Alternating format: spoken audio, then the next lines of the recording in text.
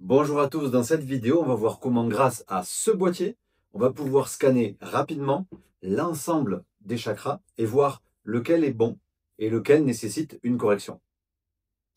D'abord, il faut définir qu'est-ce qu'un chakra et pourquoi c'est absolument fondamental de réellement comprendre la portée de ce que c'est. On va voir que généralement dans les traditions orientales, Inde principalement, on va parler de chakras. Et ça, on en parle depuis des millénaires des chakras. Ça veut dire les roues, d'accord?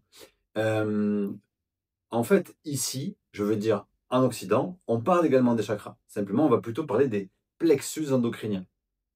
Généralement, le chakra, il a une utilité physiologique et énergétique.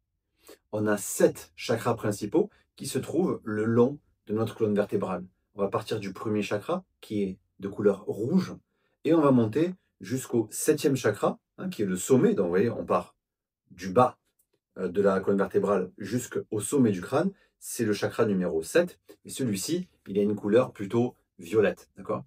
Et donc, on a 7 niveaux comme ça qui correspondent aux 7 couleurs de l'arc-en-ciel, tout simplement. Parce que c'est la façon dont la lumière que nous allons absorber va être digérée. En gros, c'est une décomposition de la lumière.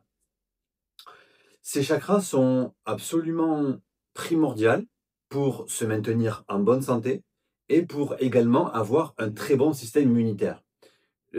C'est une connaissance très ancienne qu'on retrouve par exemple dans le caducée d'Hermès, vous savez, le symbole de la médecine. En fait, vous avez donc le bâton qui représente la colonne vertébrale, ce qu'on appelle Sushumna Nadi. Donc, c'est un gros axe, d'accord, dans la moelle épinière. Et vous avez 2 serpents, du coup, qui parcourent le long de ce bâton, qu'on appelle Ida et Pingala, qui sont également, on va dire, 2 nadis qui se croisent à chaque chakra majeur. Bon, si vous voulez, traditionnellement, une personne qui est en bonne santé va avoir ces 7 chakras plus ou moins en cohérence. En cohérence, ça veut dire quoi? Ça veut dire que, en gros, vous recevez une énergie qu'on appelle le prana. Vous recevez une énergie que vous allez recevoir de différentes façons. En vous alimentant, par exemple, quand vous vous alimentez, eh bien, vous allez casser, on va dire mâcher, casser la forme physique et venir chercher l'énergie à l'intérieur. C'est pour ça que vous avez des aliments qui donnent de l'énergie et des aliments qui donnent très peu d'énergie. C'est en fonction de la charge de prana qui est contenue dans l'aliment. Ce prana va ensuite, donc le prana est une lumière, hein, non différenciée, et donc ce prana va ensuite être digéré dans votre structure énergétique. Et c'est cette digestion qui va donner ces différentes couleurs. En ça, cette nourriture pranique, elle va venir nourrir tous les centres de chaque être humain, les centres physiques, les centres émotionnels, les chakras supérieurs, etc. Donc quand on parle de le bon maintien des chakras, en réalité, ça veut dire le bon maintien du corps, de l'âme et de l'esprit. Une autre précision, le chakra va pas forcément, on parle d'ouverture et de fermeture. Là, pour bien que vous compreniez, il n'y a jamais de chakra fermé. D'accord? Le chakra est toujours fonctionnel. Simplement, il peut être encrassé, il peut être limité dans son fonctionnement et se retrouver un petit peu gêné en fait. Donc, il va tourner tout doucement. Le chakra ressemble vraiment à un lotus qui tourne. Alors, il y a plusieurs sens, hein, au niveau de la gération. Ça peut tourner comme ça, mais l'intérieur comme ça, etc. C'est un détail. Ce que je voudrais vous montrer, c'est comment également ces 7 chakras vont définir ce qu'on appelle l'œuf aurique, c'est-à-dire votre aura.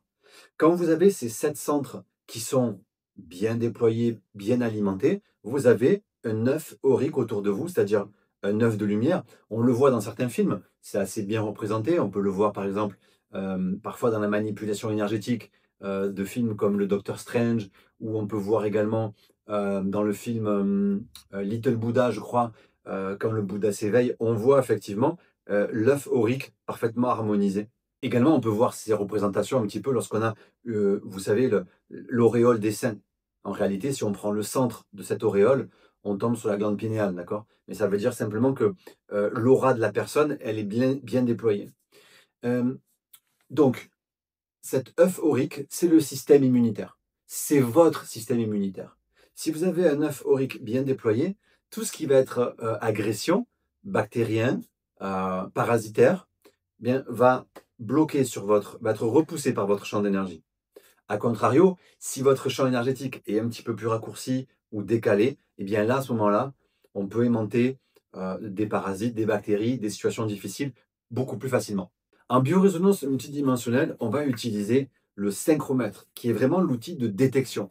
C'est grâce à lui qu'on va pouvoir déterminer eh bien, si dans un de mes chakras, ou deux ou trois, il y a nécessité d'amener une correction, de soulager quelque chose. D'accord?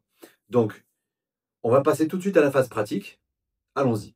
Alors voilà, là on a ce qu'on appelle un synchromètre. Donc c'est un système radio-audio oscillant. C'est-à-dire qu'il va émettre des sons et c'est en fonction de ces sons qu'on va pouvoir déterminer eh bien, s'il y a la présence de parasites, de polluants, de métaux lourds, de bactéries, mais aussi d'entités astrales, d'implants, de parasitage, de n'importe quelle sorte que ce soit. On peut analyser des êtres humains, des animaux, des végétaux, des produits alimentaires, des objets. Voilà, il y a beaucoup de choses, des lieux, beaucoup de choses qu'on peut faire avec un synchromètre. Ici, donc pour la démonstration, on va tester, je vais tester mes chakras à moi. Je pourrais tester aussi ça sur quelqu'un d'autre, mais je le fais sur moi. Donc je prends le chakra numéro 1 et je vais tester. En fonction des sons, de la nature des sons, eh bien, je vais bien sûr pouvoir déterminer s'il y a une présence ou pas. Donc là, c'est pas vraiment une vidéo où on va rentrer dans le détail du son, etc. D'ailleurs, je vous propose de venir visionner l'atelier que j'ai créé sur la biorésonance multidimensionnelle, où je vous explique vraiment comment ça marche, qu'est-ce qu'on peut faire, comment on trouve ensuite les thérapeutiques et comment on va créer nous-mêmes nos thérapeutiques et utiliser nos outils pour corriger ça. Mais vous voyez,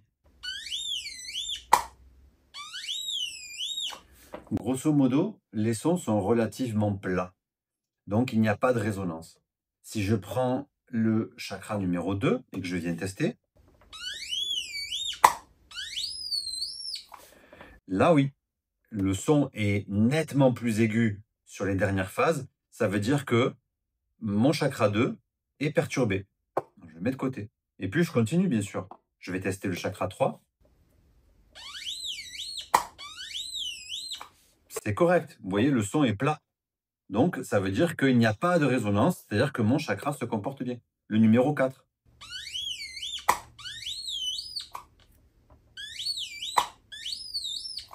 Il y a une résonance, et vous voyez, elle est plus légère que le 2. On peut rentrer un peu dans l'affinage, dans le détail. Donc, mais il y a quand même une petite résonance. Donc, je continue. Le chakra numéro 5.